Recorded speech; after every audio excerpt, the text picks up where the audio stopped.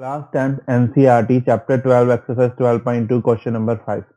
In a circle of radius 21 centimeter, an arc subtend an angle of 60 degree at the center. Find length of the arc, area of the sector formed by the arc, area of the segment formed by the corresponding chord.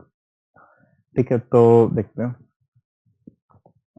मेरे को question के अंदर radius क्या given है, radius is equal to 21 centimetre. ठीक है, फिर जैसे मान लो कि लेट्स से कि एक सर्कल है,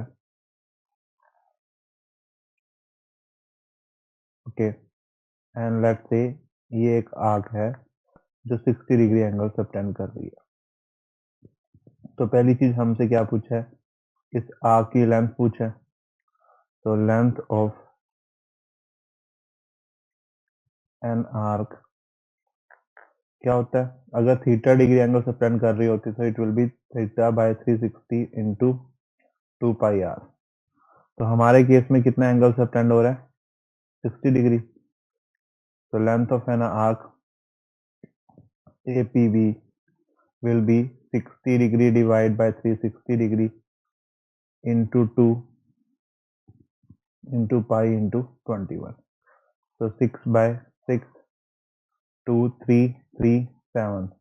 So it will be 7 pi. Or I will say 7 into 22 by 7, that is 22 centimeter. ठीक है, अब देखते हैं सेकेंड पार्ट। सेकेंड पार्ट में हमारे पास क्या है, area of sector, area of sector formed by the arc.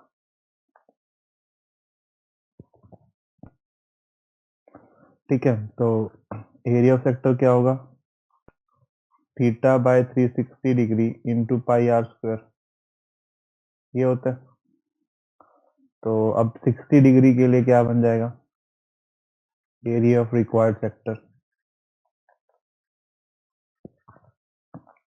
Is equal to 60 degree divide by 360 degree into pi into are.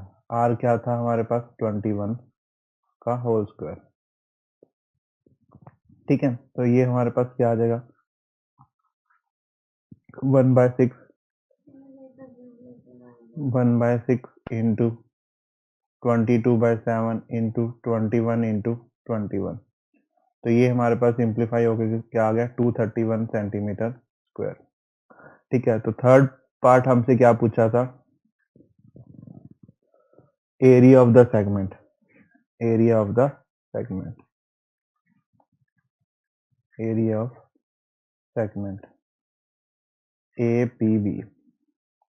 तो जो सेगमेंट APB का एरिया होगा वो क्या आएगा, सेगमेंट मतलब कि जैसे ये कोड बन रही है, जैसे ये कोड है हमारी, एक 1 सेकेंड सॉरी,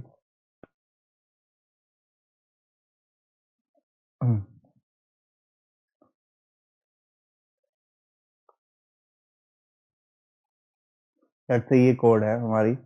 ठीक है, तो जो ये वाला एरिया है इसकी बात कर रहे हैं सेगमेंट की, तो मैं बोल सकता हूँ area of sector minus area of this triangle, ये मैंने वो मान लिया। तो area of segment will be area of sector minus area of triangle. ठीक है, तो एरिया ऑफ सेक्टर तो अभी हमने निकाला है 231 centimetre square, minus area of triangle निकालना है, एरिया ऑफ ट्रायंगल OAB। तो ये देखते हैं पहले ट्रायंगल OAB का एरिया क्या होगा। अब एक चीज बताओ, इस ट्रायंगल के अंदर हमारे पास ये एंगल 60 डिग्री है, रेडियस अगर 21 है तो ये भी 21 है, ये भी 21 है। तो अब एक चीज बताओ, कोई एक ट्रायंगल है जिसकी दो साइड सेम है और बीच में एंगल 60 डिग्री आ रहा है, तो ये दोनों एंगल भी सेम होंगे, angle opposite to equal side. अगर ये दोनों एंगल भी इक्वल हैं तो ये भी एंगल मेरे पास क्या आ जाएंगे, 60 डिग्री आ जाएंगे। So I will say since since the two arms of the triangle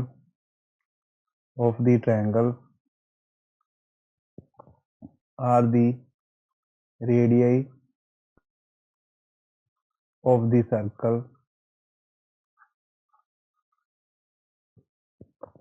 and thus are equal. Thus are equal. And one angle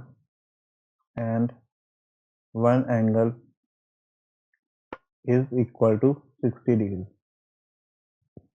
तो यहाँ से मैं ये चीज बोल दूंगा, therefore triangle OAB is an equilateral triangle. Is an equilateral triangle with side equal to 21 centimetre. तो area of equilateral triangle क्या होता है? Area of equilateral triangle √3/4 a square. So √3/4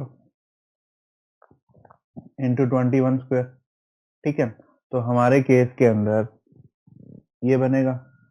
तो अब एरिया ऑफ सेगमेंट क्या आ जाएगा? Area of segment is equal to 231 minus √3/4